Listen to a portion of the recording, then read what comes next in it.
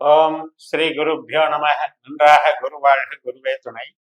பரபிரம ருத்ரகாயத்ரி ஞான செலுத்த நண்பர்களுக்கு வணக்கங்களும் வாழ்த்துக்களும் கூறி இந்த பதிவில் 7 நாட்களுக்கான பலன் ஜனவரி 27 முதல் பிப்ரவரி 2ஆம் தேதி வரை, அதாவது சனிக்கிழமை முதல் வெள்ளிக்கிழமை வரை நம்மளுடைய மீன லக்னத்துக்கு சந்திரன் எந்தெந்த நட்சத்திரத்தின் வழியாக செல்லுகிறாரோ அதற்கான பலன்களை நம்ம பார்க்குறோம். இப்போ மீன லக்னத்துக்கு கிரக நிலைகளில் லக்னத்தில் ராகு, 2ஆம் வீட்டில் குரு, 7ஆம் வீட்டில் கேது, 10ஆம் வீட்டில் செவ்வாய், புதன், சுக்கிரன், 11ஆம் வீட்டில் சூரியன், 12ஆம் வீட்டில் சனி பகவான் விரைச்சனியாக இருக்கிறார். இப்போ நமக்கு முதல் நாள் ஆயில்ய நட்சத்திரம் கடகராசியில் சந்திரன் 5ஆம் இடத்துல மதியம் 1 மணி வரைக்கும் இருக்கார். இந்த 1 மணி வரைக்கும் என்னத்தை குறிப்பிடுது அப்படின்னா, புதனுடைய பலாபலனை நம்ம அனுபவிக்க போறோம். புதன் நமக்கு 10ஆம் வீட்டில் சுக்கிரனுடைய நட்சத்திரத்துல செவ்வாயோட சேர்ந்து இருக்காரு. அதனால ஒரு தொழில் ஈடுபாடு, வேலையில ஈடுபாடு, technical mind, technical trading and construction and servicing, இது எல்லாத்துலேயுமே ஒரு நூதனமான ஒரு கருவிகளை கையாளுறதுல இருந்து எல்லாத்துலேயுமே சிறப்பு தருவாங்க. அதாவது நமக்கு ஒரு இன்வால்மெண்ட்டும் இருக்கும், தொழிலும் நல்லா இருக்கும். சொந்த தொழிலாக இருந்தாலும் சரி, வேலை பார்க்குற இடமா இருந்தாலும் சரி, பதவி புகழ் அதிகரிக்கும். அந்த வகையில் மதியம் 1 மணிக்கு மேலே சந்திரன் சிம்மராசிக்கு போயிடுறாரு.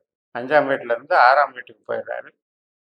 இந்த 6ஆம் வீட்டில் கேதுனுடைய நட்சத்திரமான மக நட்சத்திரத்தில் செயல்படுறதுனால, கேது பகவான் நமக்கு 7ஆம் வீட்டில் செவ்வாயினுடைய நட்சத்திரத்தில் இருக்கிறதுனால புதிய ஒரு அணுகுமுறைகள், புதிய வகையில் சிந்திக்கிறது, புதிய நபர்களை சந்திக்கிறது, தொழில் பலத்தை பெருக்கிறது, இதுக்கெல்லாம் திட்டமிடுவோம். நல்லா இருக்கும். கணவன் மனைவி உறவு வளர்ச்சி பெறும். நம்முடைய வேலை, பணவரவு, தொழில் பலம் இதெல்லாம் கூடக்கூடிய நல்ல நாள்.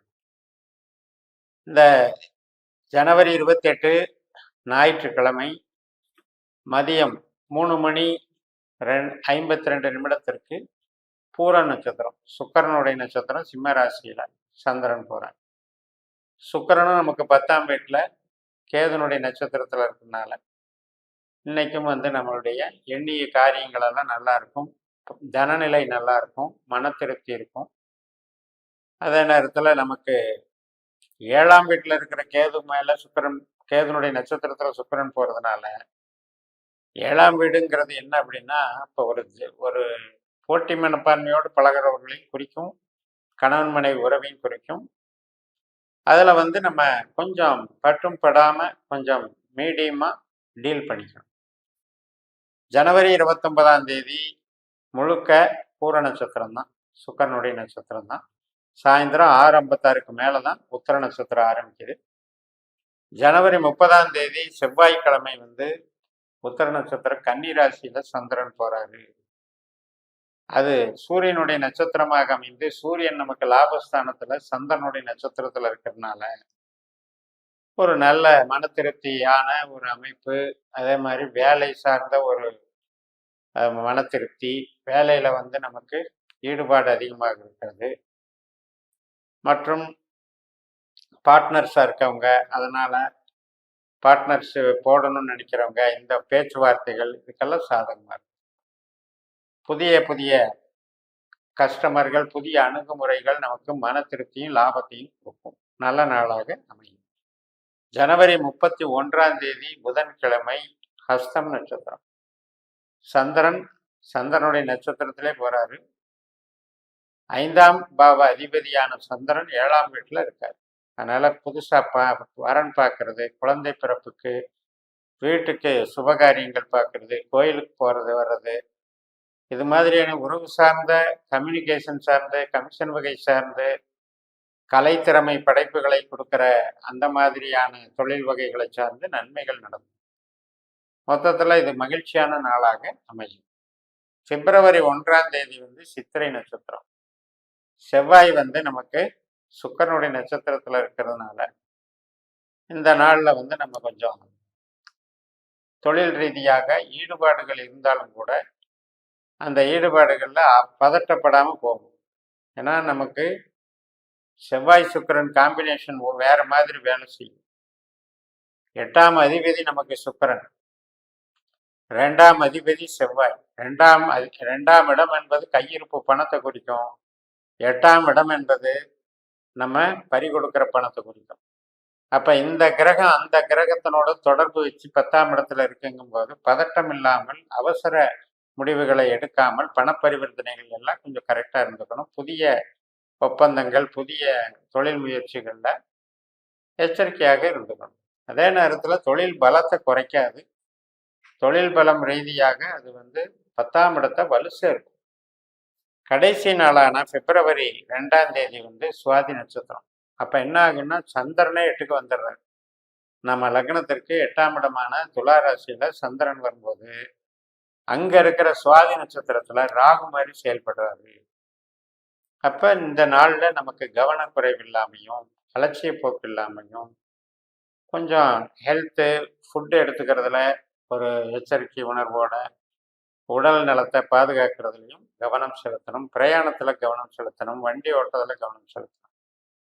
ஏன்னா ராகு அப்படிங்கிறது நம்ம ஜனன ஜாதகத்துல கொஞ்சம் விகரசா இருந்ததுன்னா அந்த ராகு நட்சத்திரத்துல 8ஆம் பாவம் 12ஆம் பாவம் தொடர்பா இருந்ததுன்னா சில பேருக்கு காயப்படுறது, விபத்துகள் ஆகிறது, திடீர் கஷ்ட நஷ்டங்கள், விரயங்களை போகும்.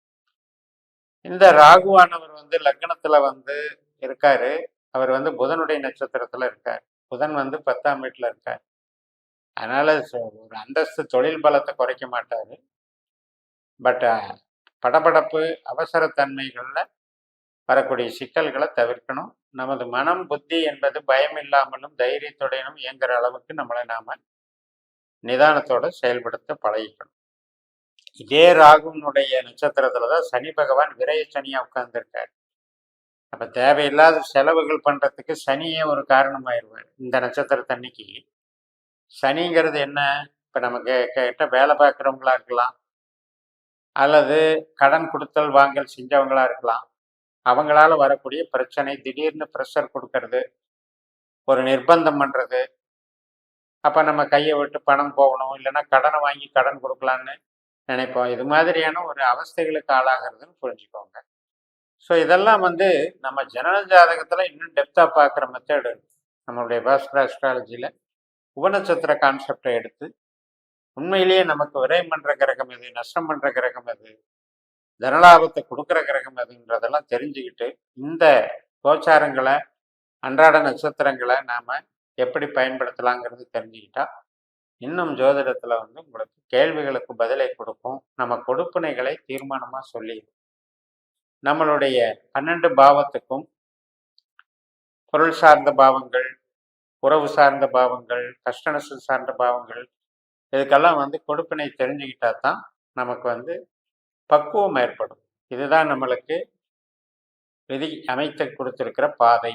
அப்ப அந்த பாதையில நம்ம எதுல கேர் எடுத்துக்கணும், எதுல இன்வால்மெண்ட் அதிகப்படுத்திக்கணும் அப்படிங்கிறதெல்லாம் இந்த சிஸ்டத்துல புரிஞ்சுக்கலான்னு சொல்லி நிறைவு செய்கிறேன். இந்த சேனலை சப்ஸ்கிரைப் பண்ணி ஷேர் பண்ணுங்க. உங்க தனிப்பட்ட ஜாதக பலாபலன்களை என்னுடைய வாட்ஸ்அப் நம்பர்ல தொடர்பு கொண்டு பலன் பெறுங்கள். உங்களிடமிருந்து விடைபெறுகிறேன். உங்கள் ஜெயம்எஸ். நன்றி, வணக்கம்.